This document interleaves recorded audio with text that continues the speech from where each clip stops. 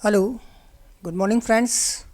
मैं अश्विनी कुमार, मेरा YouTube channel Ashwini Kumar Excel program maker में आप सभी का स्वागत है। मैं आज आप लोगों के लिए एक नया प्रोग्राम लेकर के आया हूँ। नॉर्मली यह पे मैनेजर से लिंक्ड है, अपन पे मैनेजर से निकाल सकते हैं, लेकिन 2012-13 से जब से अपनी सैलरी ऑनलाइन हुई है तब से अपन GA55 निकाल सकते हैं।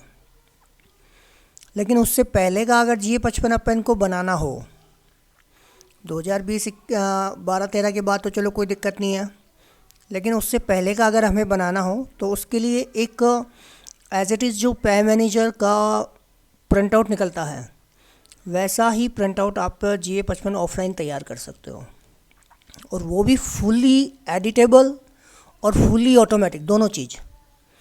मतलब एडिटेबल भी है और साथ साथ में फुली ऑटोमेटिक भी है, तो दोनों चीज़ हैं। वो अपन देखते हैं कि कैसे है। तो इसमें जो पहला सीट आपको मिलेगा मास्टर के नाम से, जिसमें आपको अपने ऑफिस का नाम यहाँ पे लिखना है और अपना DDO कोड यहाँ पे लिखना है। फ़िलहाल मैं देवगढ़ पोस्टेड हूँ तो मैंने अपने स्कूल का नाम और यहाँ के DDO कोड लिखे हैं। फिर आ जाएंगे आपके 10 नंबर ऑफिस के, और यहाँ पे किस फाइनेंशियल ईयर का आप बनाना चाहते हो वो फाइनेंशियल ईयर आपको यहाँ पे लिखना है। फिर जिस एम्प्लॉय का आपको बनाना है उस एम्प्लॉय से रिलेटेड यहाँ पे चीज़ें आ जाएगी, जैसे एम्प्लॉय का नेम है, सीरियल नंबर अपने आप चलते रहेंगे, जैसे आप नाम लिखोगे वैसे वैसे। उसका डेजिनेशन है, डेजिनेशन के लिए एक ड्रॉप डाउन लिस्ट दिया हुआ है, और इस डेजिनेशन में अगर आपका कोई पोस्ट नहीं है तो आप इधर पोस्ट एट ऑफिस के नाम से एक टेबल बना है, इस टेबल में आप अपनी पोस्ट लिख सकते हो, चाहे वो अदर की जगह लिखें, चाहे आप इनको चेंज करके लिखें। जो आप चेंजेज यहाँ करोगे वो आपकी इस ड्रॉप डाउन में चेंजेज हो जाएंगे। तो ये आपका डेजिनेशन का हो गया। फिर आपका GPF या प्रान नंबर आ जाएगा। GPF एम्प्लॉय है तो उसके लिए GPF नंबर आ जाएंगे, और अगर न्यू पेंशन स्कीम वाला है तो उसके लिए प्रान नंबर यहाँ पे अपन को ऐड करना है। देन आफ्टर अपना एम्प्लॉय ID, और पे स्केल के लिए ड्रॉप डाउन दिया हुआ है, आप इस ड्रॉप डाउन से जो भी पे स्केल है उसका चेंज कर सकते हो। फिर आ जाएंगे अकाउंट नंबर और पैन नंबर, और यहाँ पे 2 ड्रॉप डाउन और हैं, जिसमें पहला ड्रॉप डाउन है NPS और GPF एम्प्लॉय के लिए, कि अगर कर्मचारी NPS का है तो NPS सेलेक्ट करें, और अगर GPF का है तो यहाँ से GPF का सिलेक्शन करें। फिर अपना है एक प्रोबेशन का, अगर एम्प्लॉय प्रोबेशन में है तो यस का सिलेक्शन करें, और अगर प्रोबेशन में नहीं है तो नो का सिलेक्शन करें। ये एम्प्लॉय रिलेटेड जो जानकारी है वो हमें इस सीट में भरनी है, मास्टर सीट में। फिर आगे चलता हूँ मैं, जो अगली सीट है वो है DA और HRA रेट से रिलेटेड।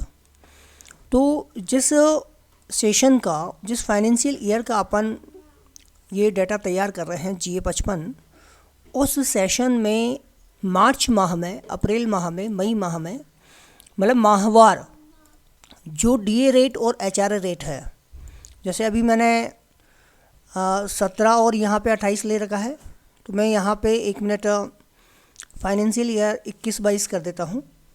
21 और 22 ये मैंने फाइनेंशियल ईयर यहाँ पे कर दिया है।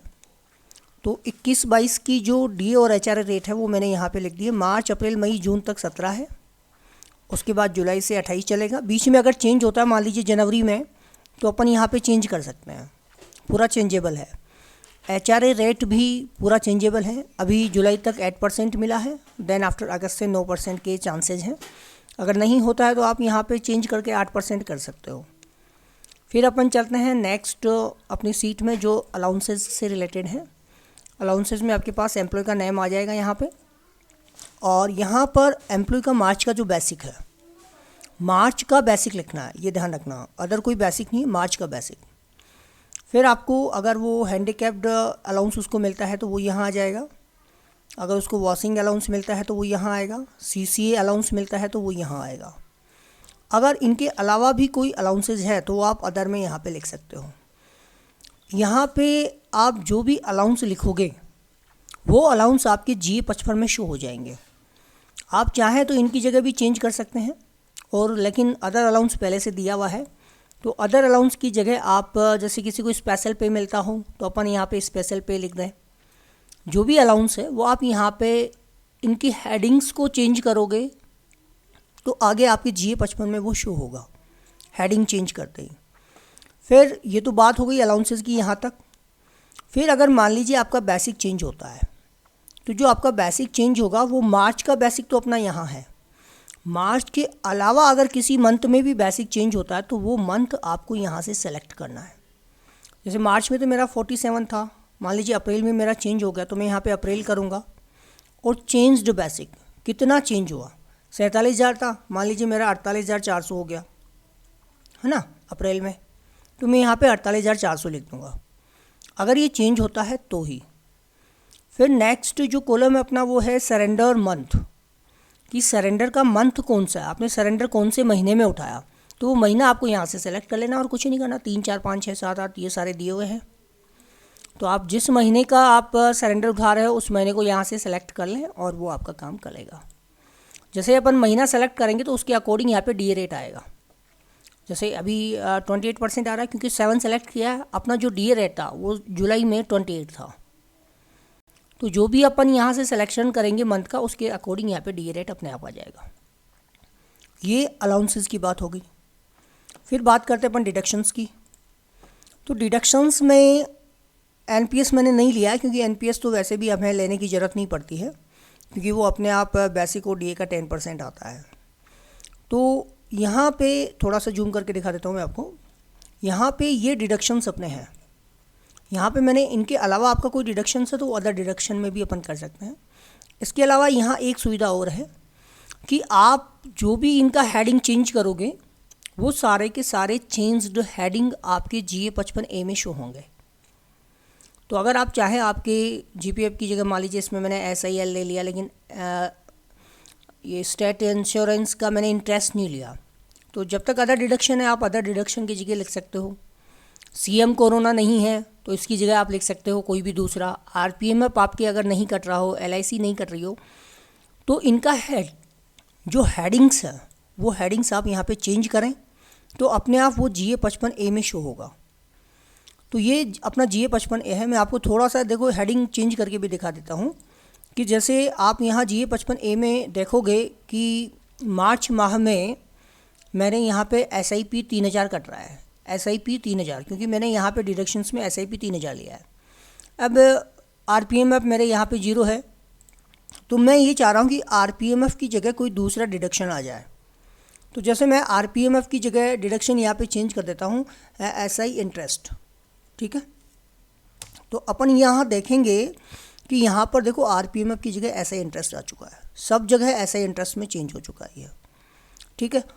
तो ये जो चीज़ है वो आपको डिडक्शंस में इनका हेडिंग जैसे ही आप चेंज करोगे वो हेडिंग वहाँ पे अपने आप चेंज हो जाएगी। तो ये आपका डिडक्शंस का चैप्टर था कि डिडक्शंस जो सीट है उसमें हमें क्या करना है। अब GA55A की तरफ लेके चलता हूँ। सबसे पहले मैं आपको दिखाऊंगा इसका प्रिंट आउट।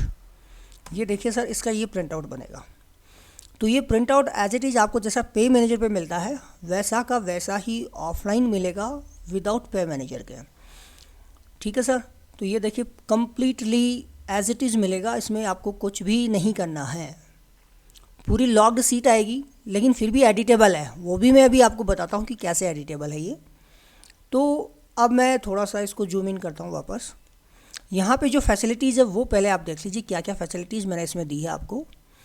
पहला ऑप्शन इसमें अगर आपको एम्प्लॉय चेंज करना हो, भी जैसे मैंने मास्टर सीट में एक ही एम्प्लॉय ले रखा है तो उसी एक ही एम्प्लॉय का डाटा है। अगर मैं यहाँ पे अश्विनी कुमार नाम भी आ रहा है आपकी, और मैं इसको यहाँ से अप करूँगा 2 आएगा तो नो डाटा, कंप्लीट पूरा GA55 आपका खाली आएगा, इससे कम्प्लीटली खाली, क्योंकि हमने 2 नंबर पे किसी को भी लिया नहीं है, अभी एक ही एम्प्लॉय लिया है इसलिए एक एम्प्लॉय का ये आ रहा है।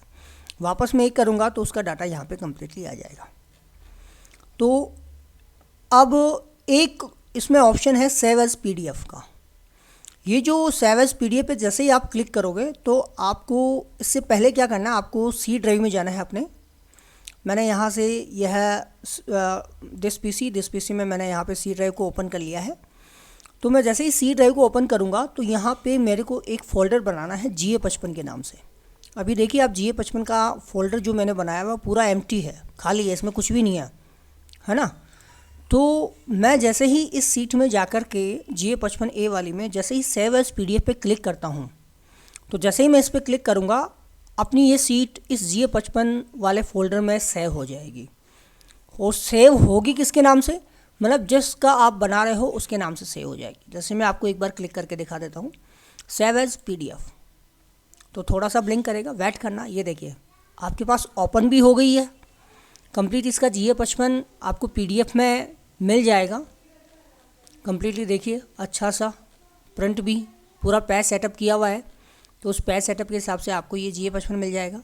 मैं इसको एक बार क्लोज़ कर देता हूँ और आपको यहाँ ले जाके दिखाता हूँ GA55 जो अपना फोल्डर बना था उसमें। देखिए ये अश्विनी कुमार, ये यहाँ पे सेव हो चुका है। आप फ्यूचर में कभी भी इसका प्रिंट लेना चाहें तो प्रिंट ले सकते हो, इसका कंप्लीट तैयार है। तो यहाँ से मैं वापस इसको क्लोज करता हूँ, वापस आपको एक्सेल सीट पे लेके चलता हूँ। और अब यहाँ पे क्या क्या चीज़ें हैं जो मैंने आपको बताई कि पूरा एडिटेबल और कंप्लीटली ऑटोमेटिक दोनों चीज़ें कैसे हैं। तो देखिए इसमें जो करेक्शंस हैं वो भी मैं आपको बता देता हूँ कि आप क्या क्या इसमें करेक्शंस कर सकते हो। तो सबसे पहली चीज़ मैंने इधर एक छोटा सा टेबल बना रखा है, ये देखिए। अगर मान लीजिए आपका कोई भी डिडक्शंस, एनी डिडक्शन, किसी भी प्रकार का डिडक्शन अगर आपका किसी महीने में चेंज होता है, मार्च माह के जो भी डिडक्शंस है वो अपन को यहाँ लिख देने हैं, मार्च वाले। अगर मार्च महीने के बाद में कोई भी डिडक्शन से आपका चेंज हुआ, जैसे GPF चेंज हुआ, RPMF, LIC, GPF loan, SIL, कोई भी एनी अदर, तो आपको यहाँ से उसका माह सेलेक्ट कर लेना है कि किस महीने में सेलेक्ट हुआ, मार्च के अलावा, क्योंकि मार्च का अपन उधर लिख चुके हैं। मार्च के अलावा कोई भी चेंज हुआ तो वो आप यहाँ पे लिख सकते हो, कोई भी एनी डिडक्शंस। और जो अमाउंट चेंज हुआ वो अमाउंट आप यहाँ लिख दो। जैसे मैं आपको एक एग्जांपल बताता हूँ कि जैसे मेरा SIP मार्च में 3000 है। वैसे SIP पूरे साल के लिए एक जैसा रहता है, इसलिए मैंने इसमें ऑप्शंस दिया नहीं है आपके। अपन एक दूसरा ऑप्शन ले लेते हैं कि जैसे मैंने ले लिया टैक्स, है ना। यहाँ पे डिडक्शन में मैंने टैक्स लिख दिया 100, ठीक है। तो जैसे मैं यहाँ 100 लिखूँगा तो मार्च माह में मेरा 100 टैक्स आ जाएगा। ये रहा, ये मार्च 2021 है और यहाँ पे डिडक्शंस मेरा 100 आ चुका है। बाकी सभी महीनों में अपना 100 आ गया, ठीक है ना, सभी महीने में 100 आ गया। लेकिन मैंने यह डिडक्शंस, मान लीजिए टैक्स वाला जो डिडक्शन है, मैंने जून में चेंज कर दिया और जून में मैंने यहाँ पे 2000 रुपये कर दिया। एंटर प्रेस करूँगा यहाँ पे जून करके, तो आप देखना कि थोड़ा सा जूम इन करता हूँ वापस, सॉरी। मार्च में 100 रुपये, अप्रैल में 100 रुपये, मई में मेरे 100 रुपये, लेकिन जून से मेरे 2000 रुपये शुरू हो गए। अब जून से नीचे मेरा पूरा 2000 चलेगा, ठीक है। तो ये चेंजेबल आप यहाँ से कर सकते हो। अगर आपका डिडक्शन मिड सेशन में, मिड फाइनेंशियल ईयर में चेंज होता है तो आप यह चेंजेस यहाँ से कर सकते हो। तो ये कंप्लीट, ये वाला जो टेबल था वो कंप्लीट था मिड सेशन में अगर डिडक्शन चेंज होता है तो ये टेबल इसके काम में आएगा। अब दिक्कत ये रहती है इसमें, छोटी सी एक दिक्कत और है कि पहले क्या था, मैंने एक दो 5th पे और 6th पे का कुछ देखा था सीन। उसमें क्या था, HRA फिक्स होता था, प्रतिशत में नहीं होकर के 100 रुपये 50 रुपये ऐसे मिलता था। और जो जुलाई का बेसिक है उसमें भी क्या होता था कि जुलाई का बेसिक भी ऐसे चेंज नहीं होता था कि जैसे अभी चेंज हो रहा है स्लैब के अकॉर्डिंग, कि अभी ये स्लैब है तो अब अगला स्लैब जाएगा, फिर अगला स्लैब जाएगा। उसमें भी फिक्स अमाउंट होता था।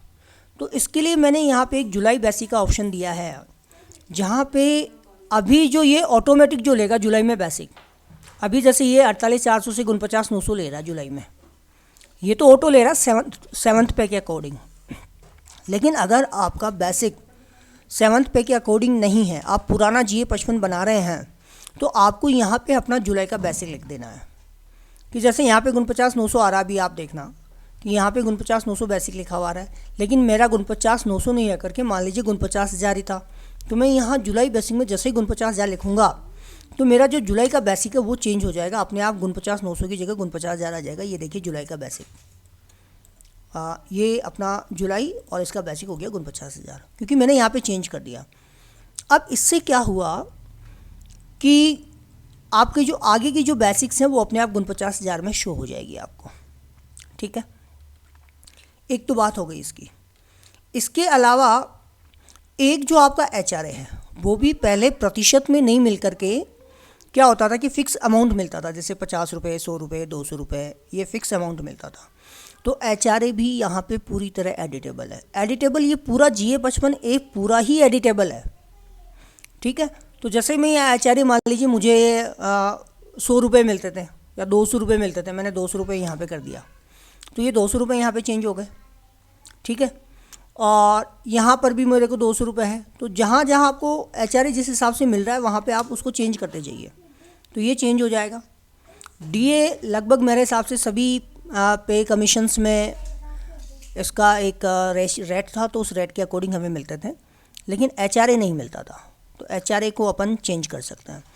अब मान लीजिए अब मैंने यहाँ पे चेंजेस कर दिए, तो क्या हुआ आपको पता है कि इसको चेंज करते ही सारे फार्मूलाज हट चुके हैं। जो यहाँ पे फार्मूलाज लगे थे, अब मैं अगला जैसे 2 नंबर लाऊंगा तो यहाँ पे 200 200 देखो लिखे हुए आ रहे हैं ना, ये चेंज नहीं हुए क्योंकि यहाँ से जो फार्मूला लगा था वो चेंज हो गया। ठीक है, तो अब मुझे दूसरे एम्प्लॉय का बनाना है, तो यहाँ तो फार्मूला जो लगा था वो चेंज हो गया, वापस अपन को वापस टाइप करना पड़ेगा जो भी अमाउंट होगा। नहीं, ऐसा नहीं करना हमें। इसके लिए मैंने यहाँ पे एक ऑप्शन दिया रीसेट द डाटा के नाम से। जैसे ही आप इस पर क्लिक करोगे तो आपके जितने भी इसमें फॉर्मूलेज लगे हैं वो सारे के सारे वापस रीसेट हो जाएंगे। देखना, मैं एक बार इस पर क्लिक करके आपको दिखा देता हूँ। यहाँ पे अभी 200 आ रहा है, मैं इस पर रीसेट द डाटा पे क्लिक करता हूँ तो थोड़ा सा ब्लिंक करेगा, ये वापस देखिए 200 चेंज हो गया चेंज, वापस इसके अकॉर्डिंग आ गया ना। तो ये जो चीज़ है वो आप किसी के भी बंदे का, किसी भी कर्मचारी का सेव करने के बाद वापस रीसेट द डाटा पे क्लिक कर दें, ताकि आपके सारे फार्मूलेज एज इट इज़ वापस ऐसे कैसे सही हो जाए। फिर इधर एक ऑप्शन हो दिया मैंने बोनस का, सॉरी ये सेव एज PDF पे क्लिक हो गया तो वापस सेव हो गया। बोनस का दिया है, यहाँ पे यस नो का ऑप्शन है। अगर बोनस मिलता है तो आपको यस करना है, अदरवाइज़ नो करना है। अब अपन थोड़ा सा इसमें वापस मैं नीचे की तरफ चलता हूँ, तो ये कंप्लीट आपके इस प्रकार से GA55 एक तैयार हो जाएगा और यहाँ पे आपके बोनस आ जाएगा। अभी नो कर रखा है, यहाँ पे बोनस खाली आ रहा है, तो अपन यहाँ साइड में जाके यहाँ पे बोनस को यस कर देते हैं एक बार, यस। तो देखते हैं कि अमाउंट आता है या नहीं आता। तो नीचे जाऊँगा मैं वापस, तो ये देखिए बोनस में 6,774 रुपये यहाँ पे आ चुके हैं। ठीक है, और ये भी एडिटेबल है। जैसे अभी पिछले कोरोना काल में 1,693 रुपये मिले थे, तो अपन यहाँ पे 1,693 लिख सकते हैं और वापस रीसेट द डाटा क्लिक करेंगे तो वापस अपना फॉर्मूला जैसा था एज इट इज़ वो आ जाएगा। इसमें GPF 2004 में कटौती भी हुई थी, तो वो कटौती भी अपन यहाँ पे लिख सकते हैं। ठीक है, तो ये जो चीज़ है वो पूरा एडिटेबल होगा। सरेंडर जैसे मैंने अभी यहाँ पे माह जो सेलेक्ट कर रखा है उसके अकॉर्डिंग से सरेंडर और उसका DA यहाँ पे आ रहा है। ये दोनों चीज़ें यहाँ पर भी अपने आप आ जाएगी। जैसे ही आप सरेंडर डिडक्ट, इसमें अलाउंसेज में सरेंडर का ऑप्शन दिया हुआ है, जो मंथ आपका होगा वो मंथ आप यहाँ से सेलेक्ट करके जिस महीने में उठाना है उस महीने के अकॉर्डिंग आप अपना सरेंडर तैयार कर सकते हो। तो ये सरेंडर का आपका यहाँ पे आ जाएगा अमाउंट महीने के हिसाब से। फिर थोड़ा सा नीचे चलते हैं, तो यहाँ पे एक मंथ में DA और है, तो DA आपको मैनुअली यहाँ पे फीड कर देना है। जो भी आपको DA अगर एरियर मिलता है या कुछ और मिलता है तो वो एरियर के रूप में आप यहाँ पे ऐड करोगे DA एरियर कंप्लीट। ठीक है, अगर DA एरियर में CPF का अगर डिडक्शन होगा तो वो तो अपने आप ले लेगा, लेकिन अगर कोई अदर डिडक्शन है GPF में जा रहा हो तो GPF में आप यहाँ पे लिख सकते हो। यहाँ पे GPF लिख के और आप इसको चेंज कर लेना। यहाँ पे जो भी डिडक्शंस का नेम है वो आप डिडक्शंस का नेम ज़रूर लिख देना कि ये इस डिडक्शन का नेम है, क्योंकि उससे क्या होगा कि नीचे जो पूरी कैलकुलेशन होती है वो इसके अकॉर्डिंग होगी। कि यहाँ पे अदर डिडक्शन है तो वो उसका अमाउंट अदर डिडक्शन में ले जाएगा। तो आप यहाँ पे GPF लिख देना। तो जैसे आप यहाँ पे GPF लिखोगे तो वो अपने आप वो चेंज हो जाएगा। फिर अपन नीचे चलें तो जो भी आपके सैलरी या अदर एरियर्स हैं, कोई भी सैलरी एरियर मिला हो, अदर एरियर मिला हो, तो उसका ज़रूर आपको यहाँ पे मैनुअली फिटिंग करनी है। यहाँ पे अगर इसमें CPF की कटौती होगी तो वो तो अपने आप आ जाएगी, लेकिन GPF का कटौती आपको मैनुअली फीड करना पड़ेगा। टैक्स भी मैनुअली फीड करना, अदर कोई डिडक्शन हो तो वो भी आपको यहाँ पे मैनुअली फीड करना है। अपने जो एरियर्स हैं उनकी बात कर रहा हूँ, सैलरी एरियर में कंप्लीट। फिर आपका ये टोटल अलाउंस है, जो टोटल डिडक्शंस, ये अपने आप तैयार हो जाएगा।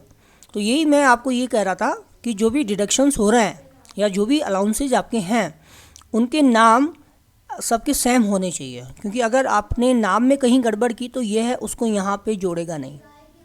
जैसे मैंने अभी आपको यहाँ पे बताया कि ये जैसे GPF 2004 आ रहा है बोनस में, तो आपको यहाँ पे GPF लिखोगे तो ये GPF में चला जाएगा, GPF 2004 लिखोगे तो GPF 2004 में चला जाएगा। तो आप यहाँ पे जो भी चीज़ लिखोगे वो उसमें ऐड हो जाएगा, ठीक है। और यहाँ पे जैसे अदर डिडक्शंस में आपको जो भी डिडक्शंस है, जैसे RPMF में हो रहा हो चेंज या आप कुछ और में कोई चेंजेज हो, तो वहाँ अदर डिडक्शन की जगह वो डिडक्शंस का नाम आप यहाँ ज़रूर लिख दें, ताकि वो डिडक्शंस में एंट्री यहाँ पे हो जाए। तो यहाँ पे ये डिडक्शंस हो गए टोटल, और ये इस प्रकार से टोटल नेट अमाउंट भी आपको क्लियर हो जाएगा। और इसके अलावा कोई भी आपको दिक्कत आए तो आप ज़रूर मेरे व्हाट्सएप नंबर पे संपर्क कर सकते हो। और अगर आपको ये प्रोग्राम भी डाउनलोड करना है, अच्छा लगा हो तो ज़रूर डाउनलोड करें, अन्य साथियों को भी शेयर करें जो पुराने अपने GA55 बनाना चाहते हैं। एज इट इज़ जैसे पे मैनेजर से निकलता है वैसा का वैसा आपको इसमें प्रिंट मिलेगा, और पूरा पैच सेटअप है। पैच सेटअप आप खुद भी कर सकते हो इसमें, क्योंकि फुली एडिटेबल और फुली ऑटोमेटिक दोनों चीज़ें इसमें अवेलेबल है। तो ये एक छोटा सा प्रोग्राम अगर डाउनलोड करना हो तो please visit my site ashwinisharma.com, जहाँ पे आपको सभी अपने जितने भी एक्सेल प्रोग्रामर हैं उनके भी बहुत सारे प्रोग्राम्स अवेलेबल होंगे, जिनसे आपका काम बहुत ही इजी और बहुत जल्दी हो पाएगा। तो जय हिंद मित्रों, जय भारत।